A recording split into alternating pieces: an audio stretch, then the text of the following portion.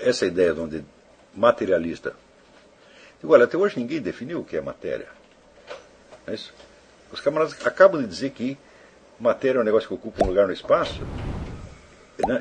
E no instante seguinte eles estão falando de neutrinos, de partículas que não apenas não ocupam nenhum lugar no espaço, mas às vezes ocupam até dois lugares diferentes ao mesmo tempo. Esse conceito não faz sentido nenhum. Matéria é uma metáfora, né? Que vem da ideia da mater, mãe. De onde você tira isso? Você tira o seguinte, que do que se compõe um óvulo? Ele se compõe de sangue. E o espermatozoide fecunda o óvulo, quer dizer, desperta nele um potencial que ali não tinha antes. Né? Desperta nele um processo, que é a formação de uma vida, para o qual esse sangue entra como matéria. Então você é feito do poder gerador do seu pai e do sangue da sua mãe. O que esses caras estão querendo dizer é o seguinte: é a matéria que se fecunda a si própria, é o sangue que se fecunda a si próprio, sem necessidade de um aporte exterior.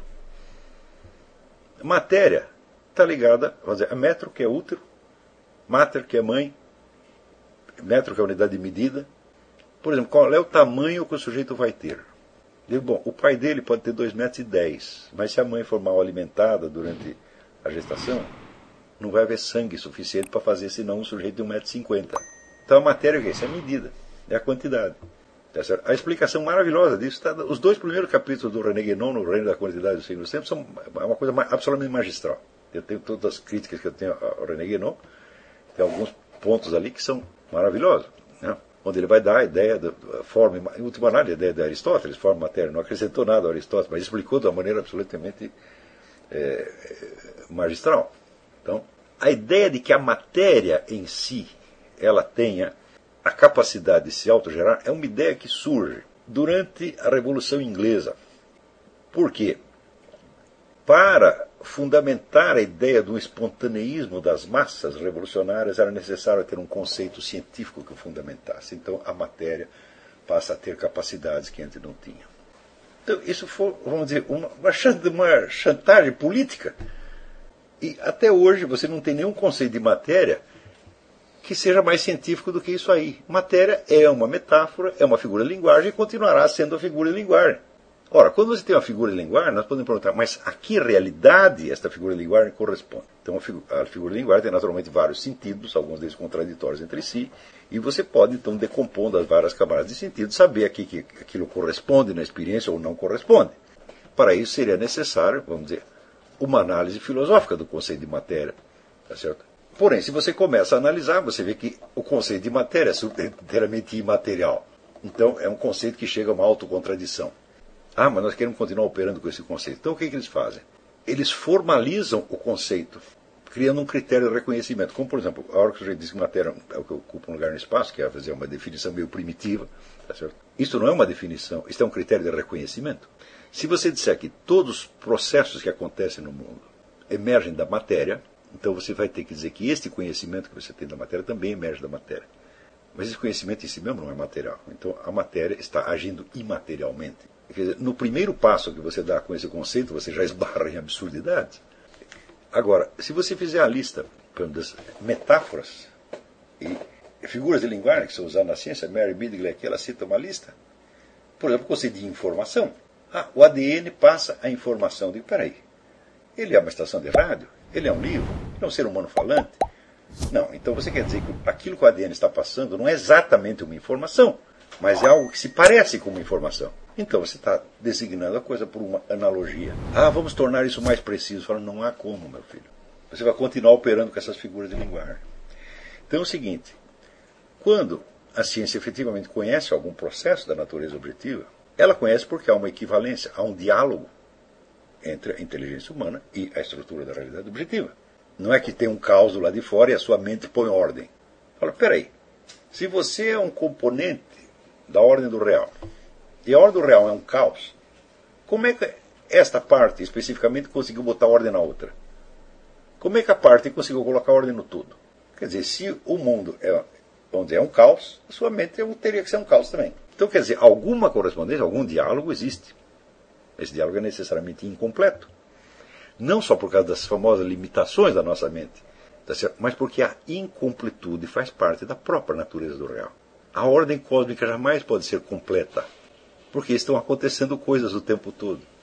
Uma coisa só está completa no fim. Então, o princípio de incompletude, tá certo? De imperfeição, está imbricado na própria existência da ordem natural. A ordem natural não pode ser perfeita, porque perfeito só Deus. Perfeito só o infinito. O finito nunca pode ser perfeito. Perfeito quer dizer aquilo que está acabado, está fechado. Tá certo? O infinito pode ser perfeito sem ter fim. Agora, o finito não. Se ele tem fim é porque acabou. Né?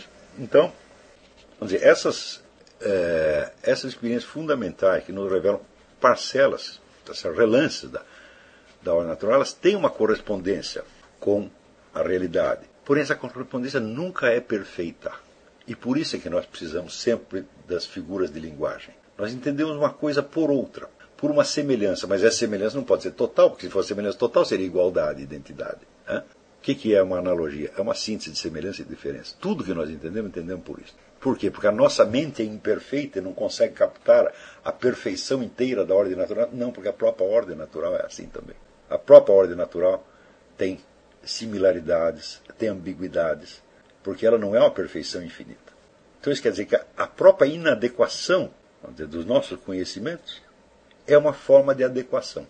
A adequação dos nossos conhecimentos ao mundo exterior que nós descrevemos, ela é uma adequação imperfeita que revela a própria imperfeição da ordem real existente. Tá certo? Então, a existência, o uso de metáforas, de figuras de linguagem, então, não depõe contra o conhecimento. Não depõe sequer contra a própria ciência. Agora, depõe contra o cientista que acredita que tudo que ele está falando é literal.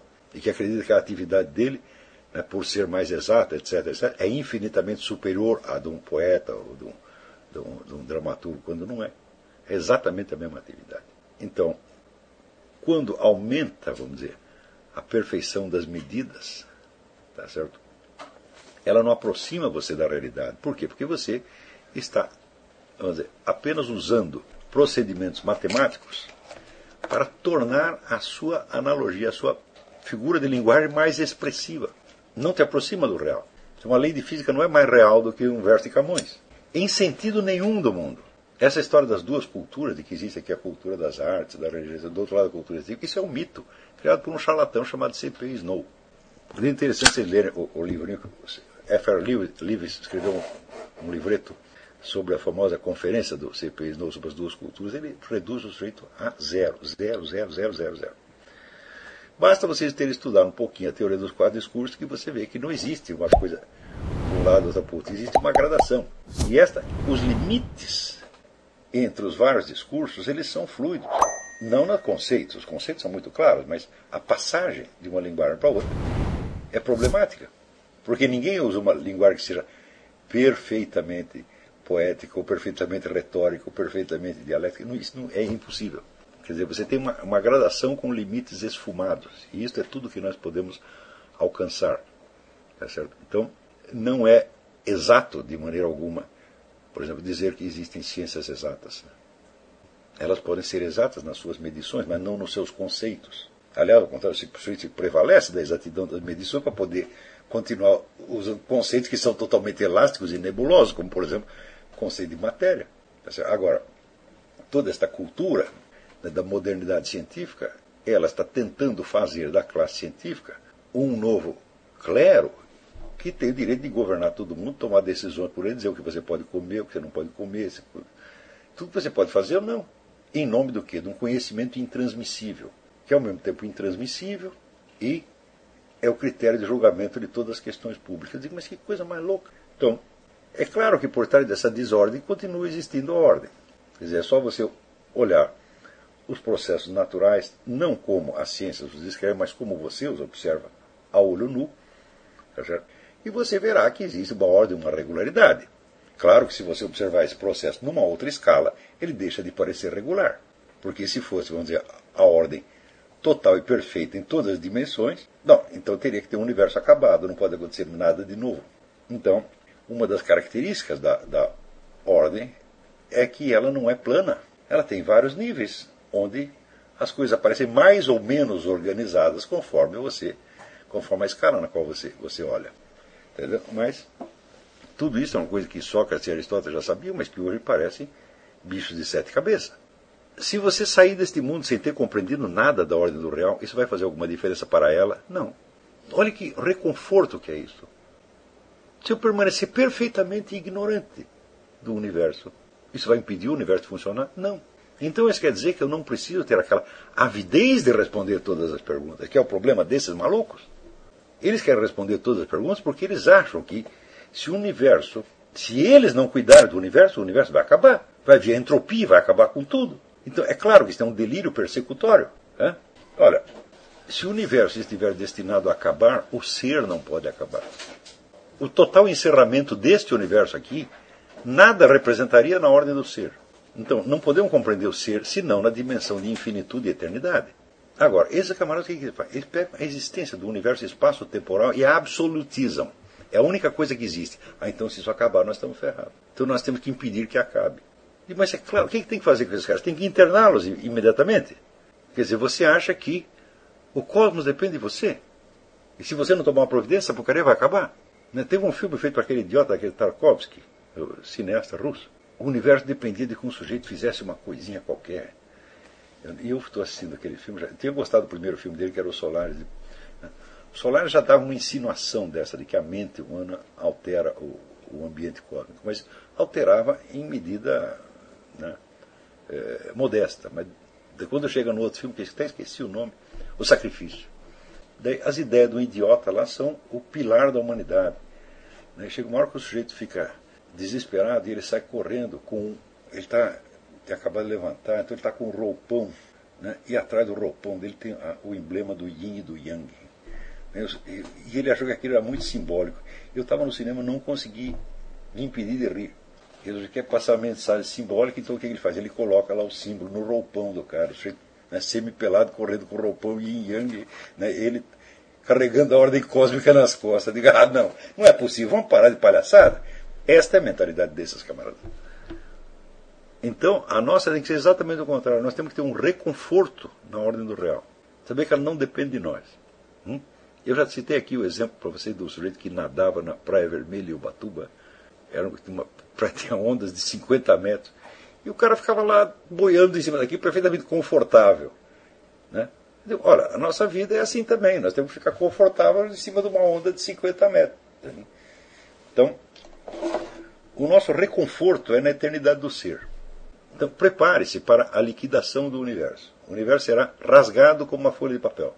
Isto em nada alterará a ordem do ser. É nisso que nós temos que pensar.